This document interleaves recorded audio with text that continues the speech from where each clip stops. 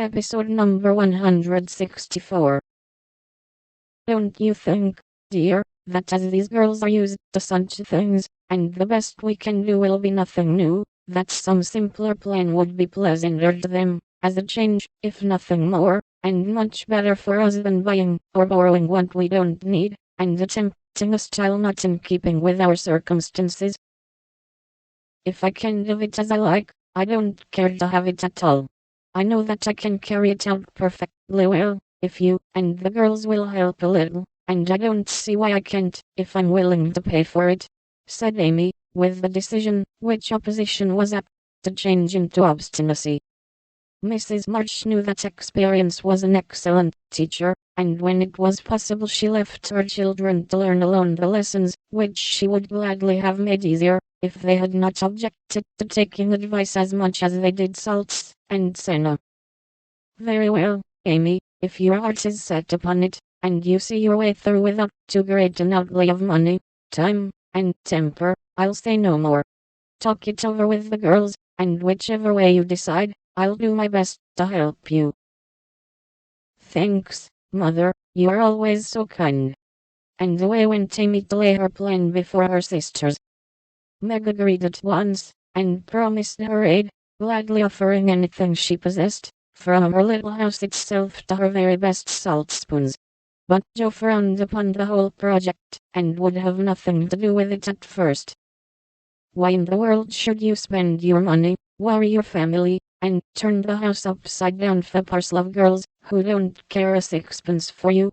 I thought you had too much pride and sense to truckle to any mortal woman just because she wears French boots and rides in a coupe," said Joe, who, being called from the tragic climax of her novel, was not in the best mood for social enterprises. "I don't truckle, and I hate being patronized as much as you do," returned Amy indignantly, for the two still jangled when such questions arose.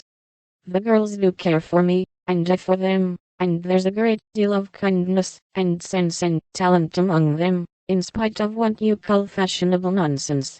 You don't care to make people like you, to go into good society, and cultivate your manners and tastes.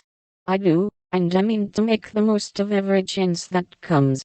You can go through the world with your elbows out and your nose in the air, and call it independence, if you like. That's not my way." When Amy had wetted her tongue and freed her mind, she usually got the best of it, for she seldom failed to have common sense on her side, while Joe carried her love of liberty and hate of conventionalities to such an unlimited extent that she naturally found herself worsted in an argument. Amy's definition of Joe's idea of independence was such a good hit that both burst out laughing, and the discussion took a more amiable turn. Much against her will, Joe at length consented to sacrifice a day to Mrs. Grundy, and help her sister through what she regarded as a nonsensical business. The invitations were sent, nearly all accepted, and the following Monday was set apart for the grand event. Hannah was out of humor because her week's work was deranged, and prophesied that if the washing and ironing weren't done regular, nothing would go well anywheres. This hitch in the mainspring of the domestic machinery had a bad effect upon the whole concern, but Amy's motto was nil disperandum, and having made up her mind what to do, she proceeded to do it in spite of all obstacles. To begin with, Hannah's cooking didn't turn out well.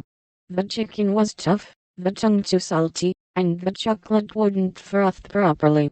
Then the cake and ice cost more than Amy expected, so did the wagon, and various other expenses, which seemed trifling at the outset, counted up rather alarmingly afterward. Beth got a cold, and took to her bed. Meg had an unusual number of colors to keep her at home, and Joe was in such a divided state of mind that her breakages, accidents, and mistakes were uncommonly numerous, serious, and trying.